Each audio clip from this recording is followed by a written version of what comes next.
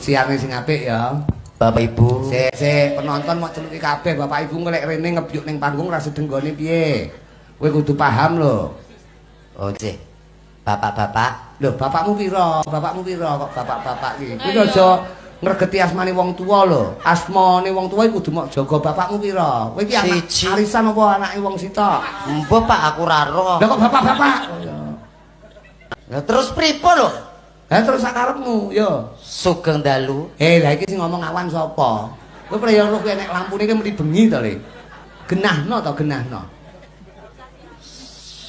Kok ngenten malah? Nesu. Mboten mosok nesu. Sabar ya pisan. Para tamu. Lho engko tamu mok celuki kabeh lek munggah rene ra sedeng nggone, Le. Para penonton. Lho malah penonton dicukuluk kabeh kuwi rumah tamu lek munggah rene yogane kejekitek no. Piye to, Ki? Sing leres pripun? Sing leres pripun? Pengen roh contone? Nggih, contone pripun?